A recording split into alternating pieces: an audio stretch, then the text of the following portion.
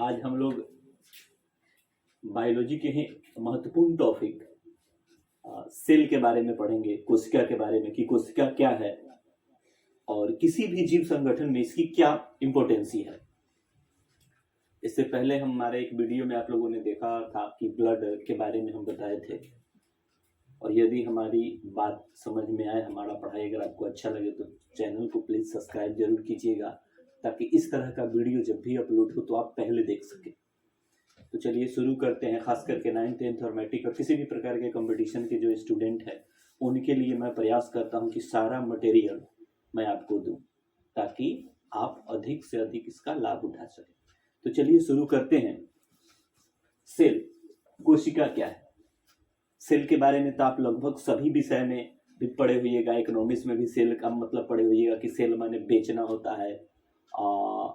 Chemistry में भी, रसायन में भी सेल होता है, वो शुष्क सेल, डेनियल सेल, ये सब पढ़े होइएगा। लेकिन यहाँ जो हम लोग सेल के बारे में पढ़ेंगे यह बायो का सेल है, और बायो में सेल का मतलब होता है smallest unit of living organism, सबसे छोटी इकाई सजीवों का, जिससे सजीव का विकास शुरू हुआ है, जिससे सजीव का संगठन शुरू हुआ है, जिससे सजीव की बनावट शुरू हुआ है, जिससे सजीव की उत्पत्ति शुरू हुआ है। उस चीज के बारे में, उस यूनिट के बारे में, उस ऑर्गन्स के बारे में, उस अंग के बारे में, उस सबसे छोटे से छोटे पार्टिकल के बारे में हम लोग आज पढ़ेंगे। तो सेल क्या है? तो यह एक बेसिक यूनिट है। बेसिक यूनिट बोले तो सजीवों के शरीर की सबसे छोटी इकाई है, जहां से सजीव का विकास शुरू होता है। एक बार फिर ध्यान दीजिए, सेल क्या है? तो सेल सजीव के सबसे छोटी से छोटी इकाई को कहते हैं, जहां से जीवों का निर्माण शुरू होता है। यानी कि हम कह ले कि इस ब्रह्मांड का सबसे छोटा से छोटा कण क्या कहलाएगा? सेल कहलाएगा, कोशिका कहलाएगा। अर्थात जैसे अगर हम एक घर बनाने की बात करें, एक कमरा बनाने की बात करें, तो उसका सबसे छोटा से छोटा पार्टिकल क्या हो जाएगा? ईंट होगा। ईंट से दीवार बनेगा, दीवार से दीवारों को जोड़ने से घर बनेगा, और घर के जोड़ने से एक अच्छा खासा मकान बन जाता है। ठीक वैसे ही जिस तरह ईंट से दीवार बना, उसी तरह हमारा जो शरीर है उसका सबसे छोटा से छोटा पार्टिकल की अगर हम बात करें तो वह कोशिका है। अब कोशिका क्लियर हुआ? कोशिका क्या है? तो किसी भी सजीव की सबसे छोटी इकाई को कोशिका कहते हैं। विज्ञान में इसको जिस शाखा में पढ़ा जाता है उसको हम लोग क्या कहते हैं? साइटोलॉजी कहते हैं। इसका अध्ययन कोशिका का को जिस विज्ञान की जिस शाखा में अध्ययन किया जाता है, इसको हम लोग क्या कहते हैं? साइटोलॉजी। और इस यानी कि सेल के बारे में सबसे पहले, कोशिका के बारे में सबसे पहले अगर किसी ने बताया तो 1665 ईस्वी में रॉबर्ट हुक नाम के वैज्ञानिक ने सबसे पहला संश्लेषण, सबसे पहली बार दुनिया को बताया था। उन्होंने इसका अध्ययन एक सूखी लकड़ी के ऊपर वाले भाग को कुरेदे और उसको उन्होंने देखा उसमें, तो उन्होंने बताया कि उसके पार्टिकल, उन्होंने केवल आंतरिक संरचना को, सेल के आंतरिक संरचना को नहीं देखा, केवल और केवल ऊपरी भाग को देखा। और चूंकि अंग्रेज लोग थे, जो ब्रिटेन वाले थे, वो मतलब वहां पहले जेल को सेल कहा जाता था, तो उन्होंने कहा कि एक गोल घेरा टाइप का है, जहां तंग है, मतलब बहुत छोटा है और गोल घेरा है, तो उन्होंने इसका नाम सेल रख दिया। बस रॉबर्ट हुक ने केवल उसको सेल रखा, विशेष विश्लेषण उन्होंने नहीं किया। चूंकि वह पहली बार इसलिए कहा जाता है, ऑब्जेक्टिव क्वेश्चन में पूछता भी है कि मृत कोशिका की खोज किसने की? तो याद रखिएगा, रॉबर्ट हुक ने 1665 में जिसकी खोज की, जिसके बारे में बताया, वो सेल था, नो डाउट।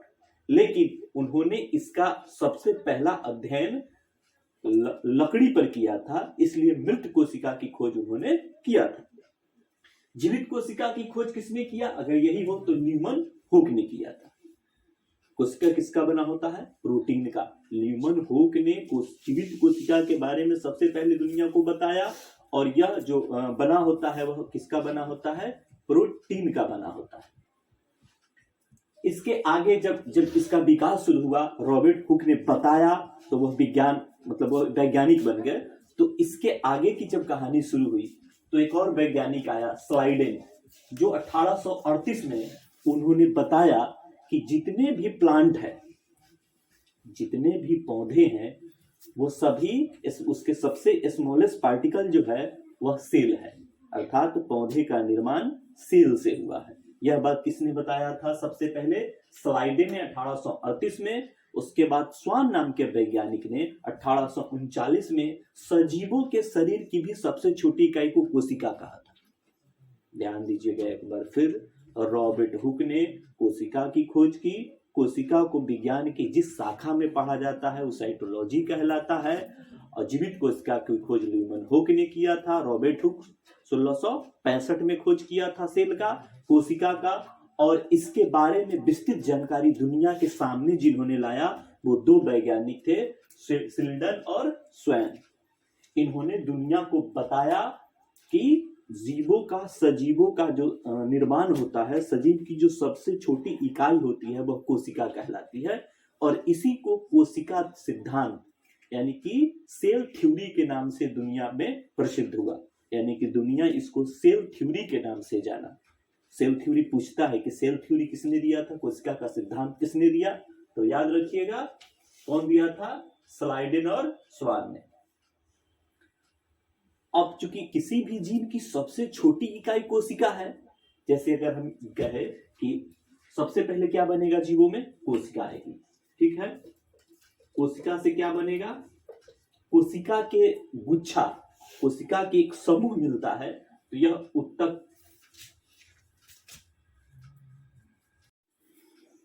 तो यहां हम लोग जानेंगे कि सजीवों के सबसे जो छोटी इकाई है कोशिका, वह सजीव का निर्माण कैसे करता है।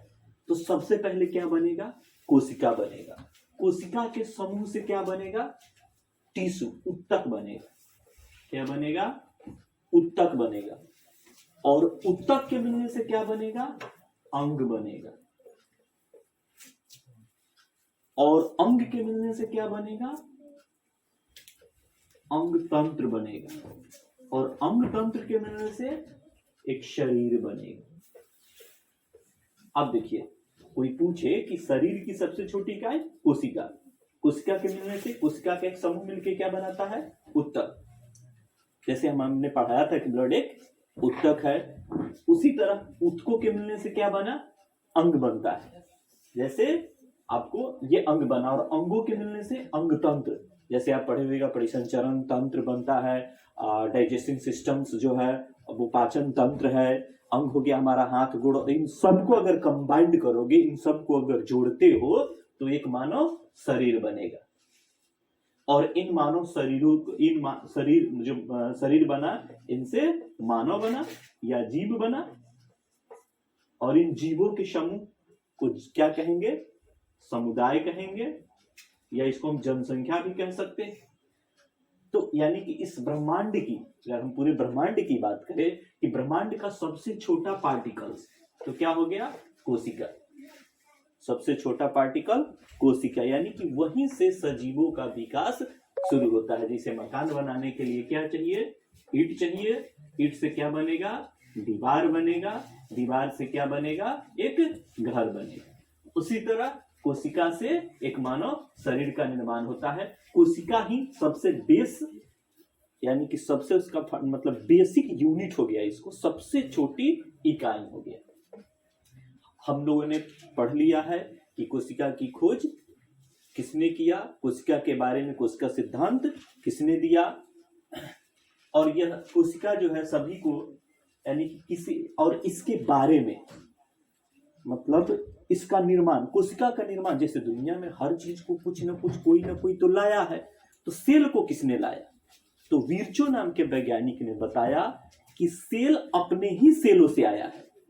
यानी कि सेल को किसी ने लाया नहीं, सेल जब आया तो सेल अपने ही सेल से सेल का निर्माण किया। सेल पार्टिकल्स टूटते रहते हैं और अपने में निर्माण करते रहते हैं। सेलों के अंदर जो सेल बनते रहते हैं, शरीर के अंदर जो सेल टूटते बनते रहते हैं, ये अपना निर्माण स्वतः करते रहते हैं। तो सेल हो गया। और किसी भी जीव की, अब थोड़ा सा इसको और हम जाने कि हमारे शरीर में या जीवों के शरीर में सबसे छोटी कोशिका कौन सी होती है? तो सबसे छोटी कोशिका माइक्रो प्लाज्मा, चूंकि हमको ऑब्जेक्टिव भी क्लियर करना है, क्योंकि अब ज्यादा कंपटीशन का जो एग्जाम होते हैं या मैट्रिक के एग्जाम्स हैं उनमें आपको, या इंटर का एग्जाम्स है तो उसमें आपको ज्यादा ऑब्जेक्टिव क्वेश्चन पूछे जाते हैं, इसलिए हम थोड़ा ज्यादा डीपली नहीं ले चल के ऑब्जेक्टिव पर भी थोड़ा सा फोकस कर रहे हैं। तो अगर आपसे पूछा जाए एग्जाम में कि सबसे छोटी कोशिका क्या होगा, तो माइक्रो प्लाज्मा का होगा। सबसे छोटी कोशिका याद रखिएगा माइक्रो प्लाज्मा होता है, और सबसे बड़ी शुतुरमुर्ग का अंडा होता है। अब यहाँ थोड़ा सा सरप्राइज वाली बात है, एक शुतुरमुर्ग का अंडा का वजन लगभग 800 से 900 ग्राम तक होता है। वह एक सेल है, वह एक कोशिका है, पूरा अंडा एक ही कोशिका है। तो देखिए कितना बड़ा कोशिका हुआ, लगभग 800 से 900 ग्राम। और माइक्रोप्लाज्मा जिसको आप साधारण आंखों से नहीं देख सकते, यानी कि एक बहुत बड़ा एक बहुत छोटा। अगर मानव की बात करें कि मानव में सबसे छोटी कोशिका जो हमारा शरीर, हमारा कंस्ट्रक्शन बना हुआ, हमारा शरीर पार्ट्स ऑफ बॉडी बना हुआ है, इसमें सबसे छोटी कोशिका कौन सी होगी, तो स्पर्म। जो मनुष्य में स्पर्म होता है वो सबसे छोटी कोशिका होता है। और हम लोगों में सबसे बड़ी कोशिका कौन हो जाएगी, अंडाणु हो जाएगा। ध्यान रखिएगा, सबसे बड़ी, सबसे लंबी हमने नहीं कहा, सबसे बड़ी कहा अंडाणु है। और सबसे लंबी अगर कोशिका की बात की जाए मानव शरीर में तो तंत्रिका है, अर्थात न्यूरॉन है। न्यूरॉन की जो कोशिका है जो सर से पैर तक रहती है, यह मानव शरीर में सबसे बड़ी कोशिका होती है। तो एक बार फिर हम लोग ध्यान देंगे, कोशिका का निर्माण कोशिका से ही हुआ, यह बात किसने बताया, बिरचो नाम के वैज्ञानिक ने बताया। सबसे छोटी कोशिका कौन सी होती है, सभी सर्वसाधारण जीवों की मैं बात बता रहा हूं, मनुष्य में नहीं, सर्वसाधारण जीव में बता रहा हूं कि सबसे छोटी कोशिका कौन सी होती है, माइक्रोप्लाज्मा की। सबसे छोटी कोशिका माइक्रोप्लाज्मा, वेरी गुड। और सबसे बड़ी कोशिका कौन सी होती है, तो सबसे बड़ी कोशिका शुतुरमुर्ग का अंडा होता है। वह एक कोशिकीय है और एक ही कोशिका का बना हुआ रहता है। अगर यही बात मनुष्य में की जाए कि मनुष्य के अंदर सबसे छोटा जो सेल है वो कौन सा है, तो वह स्पर्म होता है। और सबसे बड़ा कौन सा है, तो वह अंडाणु होते हैं।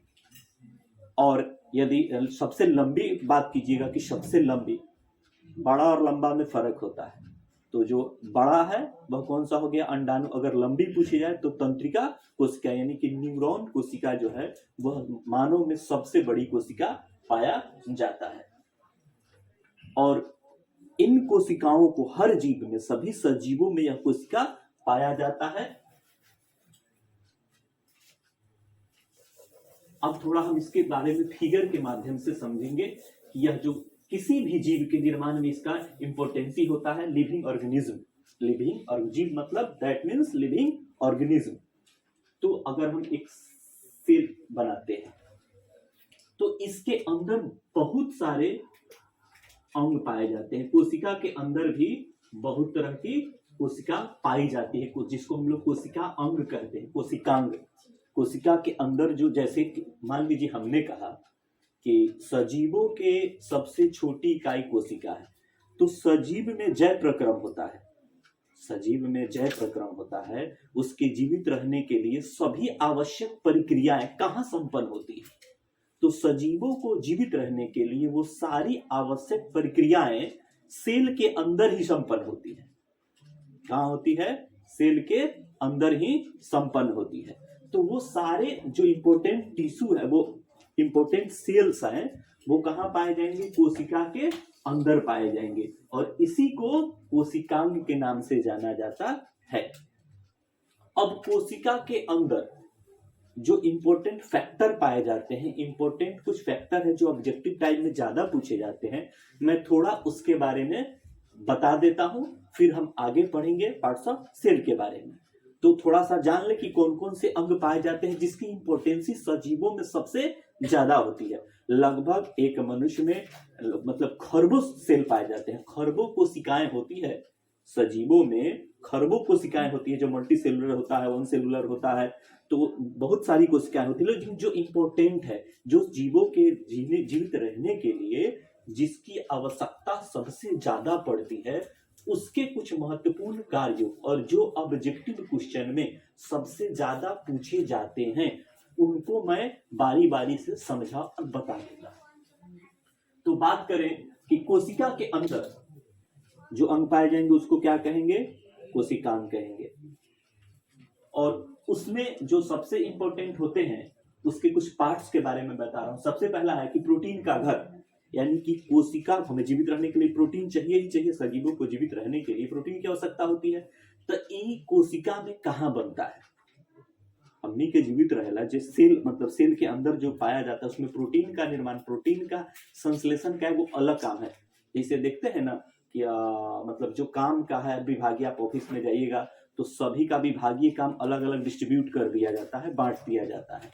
तो वैसे ही हमारे जो और मतलब सेल है उसमें भी पार्ट बाय पार्ट डिवाइड किया गया है कि आप इस काम को कीजिएगा, आप इस काम को कीजिएगा।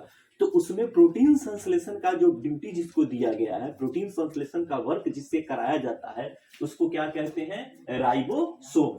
पूछता है कि कोशिका में प्रोटीन निर्माण कहाँ होता है, क्या नाम दीजिएगा, राइबोसोम में होता है। राइबोसोम का स्पेशल काम है कि ये साहब की कौन सी ड्यूटी मिली है, तो इनका काम है भैया कि यह प्रोटीन का निर्माण करेंगे और सेलों को प्रोवाइड करेंगे, सेल उसको पूरे पार्ट्स ऑफ बॉडी में सप्लाई करेगा। उसके लिए भी अलग अलग डिप्यूड है, उसके लिए अलग अलग अंग बनाए गए हैं।